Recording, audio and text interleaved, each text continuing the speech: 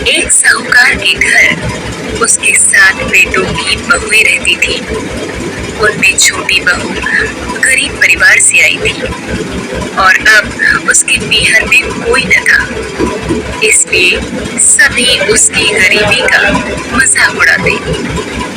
एक दिन बड़ी बहू ने घर लीपने को पीली मिट्टी लाने के लिए सभी बहुओं को साथ चलने को कहा, तो सभी धलिया और खुरपी लेकर मिट्टी खोदने लगी। तभी वहां एक सर्प निकला, जिसे बड़ी बहू खुरपी से मारने लगी। यह देखकर छोटी बहू ने उसे रोकते हुए कहा, मत मारो इसे, ये बेचारा निरपराध है। छोटी बहू ने उस सर्प को मन ही मन अपना भाई मान लिया। अगले दिन सभी बहुओं ने छोटी बहू से मिट्टी लाने को कहा। उन्हें लगा कि छोटी बहू को आज वो सांप जरूर डसेगा। छोटी बहू उसी स्थान पर पहुंची। उसे देख सांप बिल से निकल फुफकारने लगा। तब सर्प को उस स्थान पर बैठा देखकर छोटी बहू बोली, सर्प भैया नमस्कार। सर्प ने कहा, तू भैया कह चुकी है, इसलिए तुझे छोड़ देता हूँ, नहीं तो आज तुझे मैं डस लेता। जब वो घर लौटी तो उसे जीवित देख जेठानियों को बड़ा आश्चर्य हुआ। कुछ दिन व्यतीत होने पर वह सर्प मनुष्य का रूप रखकर उसके घर आया और बोला, मेरी बहन को भेज दो, मैं उसे लेने आया हूँ। सबने कहा कि इसका तो कोई भाई नहीं था, तो वह बोला, मैं दूर के रिश्ते में इसका भाई हूँ, बचपन में ही बाहर चला गया था। उसके विश्वास दिलाने पर घर के लोगों ने छोटी को उसके साथ भेज दिया। छोटी बहू कुछ भी माजरा समझ न पाई। मनुष्य रूपी सांप ने मार्ग में बताया, मैं वही सर्प हूँ जिसे तुमने भाई बनाया है, इसलिए तुम डरना नहीं और जहाँ चलने में कठिनाई हो वहाँ मेरी पूंछ पकड़ लेना। उसने कहे अनुसार ही किया और इस प्रकार वह उसके घर पहुँच गई। वहाँ के धन ऐश्वर्य को देखकर वह चकित हो गई। एक दिन सर्प की माता ने उससे कहा, मैं एक काम से बाहर जा रही हूँ, तू अपने भाई को ठंडा दूध पिला देना। उसे यह बात ध्यान न रही और उसने गर्म दूध पिला दिया, जिससे नाक का मुख बुरी तरह जल गया। यह देखकर सर्प की माता बहुत क्रोधित हुई, परंतु सर्प के समझाने पर तब सर्प ने उसे बहुत सा सोना, चांदी, जवाहरात, वस्त्र, भूषण आदि देकर उसके घर पहुंचा दिया। इतना सारा धन देखकर बड़ी बहू ने ईर्ष्या से कहा, भाई तो बड़ा धनवान है, तुझे तो उससे और भी धन लाना चाहिए। सर्प ने यह वचन सुना तो सब वस्तुएं सोने की लाकर दे दी। यह देखकर बड़ी बहू ने कहा, तुम्हारा भाई तो बहुत अमीर है, तभी तो सोने चांदी के आभूषणों से घर भर दिया। मैं तो कहती हूँ इन्हें झाड़ने की झाड़ू भी सोने की होनी चाहिए।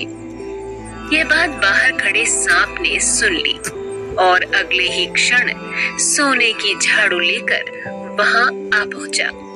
इतना ही नहीं, बड़ी बहू के सामने ही उसने छोटी बहू को हीरा मणियों का एक अद्भुत हार दिया और बोला, बहन इसे माँ ने तुम्हारे लिए दिया है।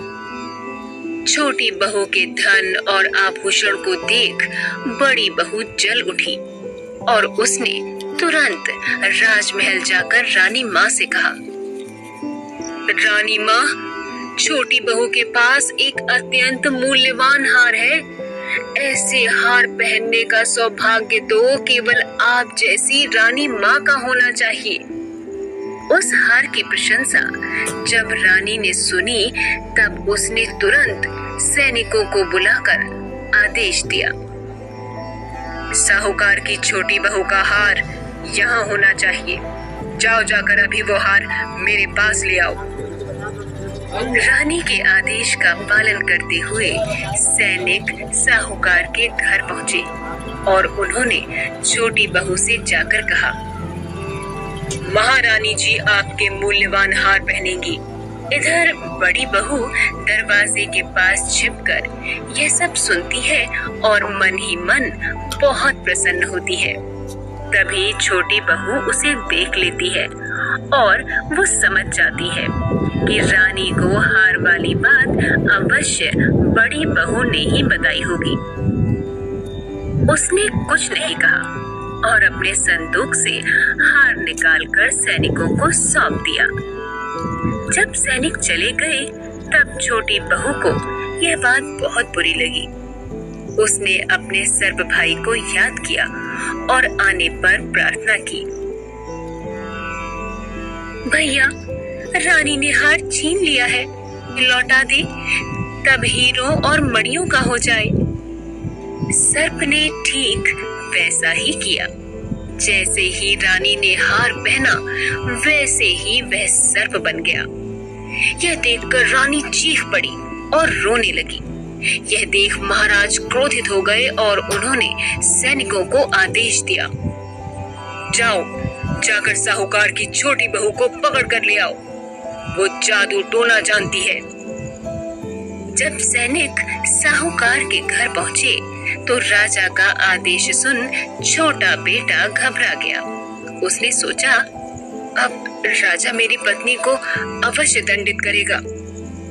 परंतु छोटी बहू निडर होकर सैनिकों के साथ चल पड़ी। जब उसे राजा के समक्ष लाया गया तब राजा ने छोटी बहू से पूछा, तूने क्या जादू किया है जो तेरे गले का हार रानी के गले में आते ही सांप बन गया? मैं तुझे दंड दूंगा। छोटी बहू बोली, राजन, धृष्टता क्षमा कीजिए, मैंने एक सर्प को अपना भाई बनाया, उसने ही मुझे यह मूल्यवान हार दिया है। यह हार ऐसा ही है कि मेरे गले में हीरों और मणियों का रहता है और दूसरे के गले में सर्प बन जाता है। यह सुनकर राजा को विश्वास नहीं हुआ और उन्होंने नीचे पड़े सर्प को दिखाकर कहा, इस सर्प को अभी पहनकर दिखाओ। यदि तुम्हारी बात सत्य हुई तो यह मूल्यवान हार बन जाएगा, पर यदि मिथ्या हुई तो सर्प तुम्हें काट खाएगा या मैं तुम्हें कारागार में बंदी बना लूंगा। छोटी बहू ने नीचे झुककर सांप को उठाया और जैसे ही उसे हार की तरह गले में डाला वैसे ही वह हीरों मणियों का हो गया। यह देखकर राजा को उसकी बात का विश्वास हो गया और उसने प्रसन्न होकर उसे बहुत सी मुद्राएं भी पुरस्कार में दी। छोटी बहू अपने हार और इन सब मुद्राओं के सहित घर लौट आई। छोटी बहू को सही सलामत घर आते देख सभी बहुएं चकित हो गईं। जब बड़ी बहू ने देखा कि छोटी बहू न सिर्फ दंड से बच गई बल्कि अपने साथ स्वर्ण मुद्राएं भी लेकर आई तो वह जल भुन गई। उसने अब एक नई चाल चली और अपने देवर यानी छोटी बहू के पति को बुलाकर कहा, क्या तुमने कभी इस बात की जांच पड़ताल की है कि छोटी के पास इतना धन आता कहाँ से है और ये नया भाई कौन है? हमें तो उसके लक्षण ठीक नहीं लगते। यह सुनकर छोटी बहू के पति ने अपनी पत्नी को बुलाकर कहा, ठीक ठीक बता कि यह धन तुझे कौन देता है। यदि झूठ बोलेगी तो मैं तेरा बुरा हाल कर दूंगा। तब अपनी सत्यता का प्रमाण दिलाने के लिए वह सर्प को याद करने लगी। तब उसी समय सर्प ने प्रकट होकर कहा, यदि कोई मेरी धर्म बहन के आचरण पर संदेह प्रकट करेगा तो मैं उसे काट खाऊंगा।